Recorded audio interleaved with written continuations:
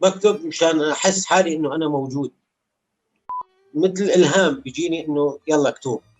ما بعرف شو، ماني محضر موضوع، ماني محضر شيء، بس من المخزون اللي موجود عندي يعني حطه على الورق، طلع اخر شيء بيطلع معي يا قصيده يا هيكو يا طقطوقه صغيره يا قصه قصيره، هيك هيك بكتب. انا قعدت فتره بالسعوديه 25 سنه، اول 20 سنه ما كتبت ولا كلمه. مو قصائد تكون محبوسه، مؤلم لكل شخص عنده شيء بده يقوله ما عم بيقدر يقوله. يعني كان فهد يدفع من جيبه احيانا اجره الاستوديو في الشام هو ورضوان رجب لحتى يسجلوا غنيه، بينما بقيه المطربين كان ينفتح لهم الاستوديوهات ومجانا وياخذوا فلوس على هذا الموضوع. كان في داعي لذكر اسماء يعني. وبالتالي اذا بدها تتبناه اي جهه ثانيه سياسيه كان يحتم انه يكون هو صوت هذه المنظمه او صوت هذا الحزب او كذا. انا مثل المي بتشكل بشكل الاناء اللي بنحط فيه، فاذا كنت في حديقه فانا ورده، واذا كنت في الدنيا فانا وقح، لانه الدنيا هيك بدها. حلب هي اهلي وهي جذوري اللي انا ما بقدر ولا بحب اتنصل منها ولا بتنصل منها ولا ببعد عنها، حتى لو بعدت بالجسد. بس هون دائما بفكر الداخل طالع والطالع نازل والمترو طالع زحمه، يعني ما فيني انا يعني رحت لها طبعا، رحت لها كسائح، ما رحت لها كمقيم يعني. بتنزار باريس مره وتنتين وثلاثه وخمسه، بس مش للاقامه. انا مستحيل انسى نواتي، انا بهالعمر مستحيل، مش عضلات اني فرد عضلات، لا خلص تبلورت وتشكلت. مثل انت مستحيل تنسي قدام الالماني تنسي لغتك العربيه. مثقف يجلس على غيمه لما بيكون بحاله الكتابه او بحاله العشق او بحاله الحب، لانه في امور ثانيه يعني في او احايين ثانيه ما بيكون يجلس على غيمه على غيمه، احيانا بيكون يجلس على شيء ثاني. يسقط الشاعر سقوطا حرا على قولة اخواننا المصريين لما بيكتب الجمهور عايز كده.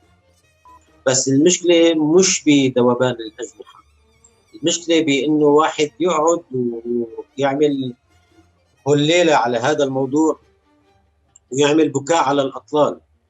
رئيفه، انا شخص هاوي كل شيء حتى الحياه، انا ماني محترف بالحياه، انا هاوي. فرديت عليها بقصائد، كتبت لها قصائد.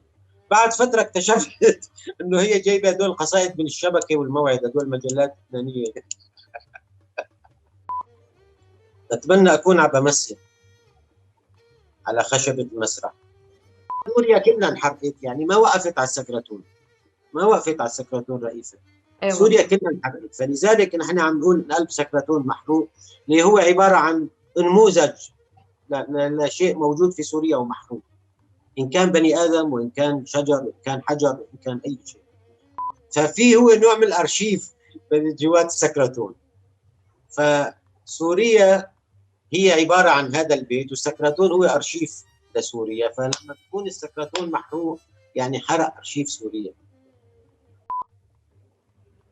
لو كان الوطن رجلا لقتلته. مفهوم الوطن قلت لك مش مثل ما علمونا اياه بهالملجأ.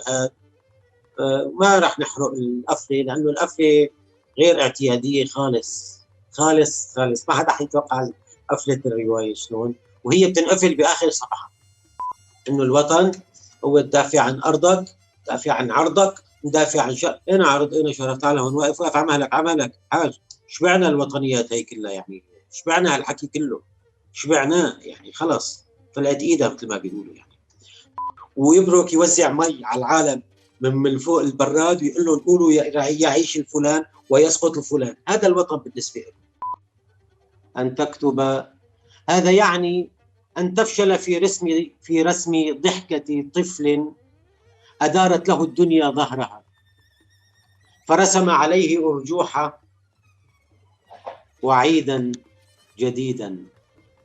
ان تكتب يخيل الي انك تعني أكثر من هذا المرار المنسكب في قهوتك الصباحية وأنت تقول للعالم صباح الخير.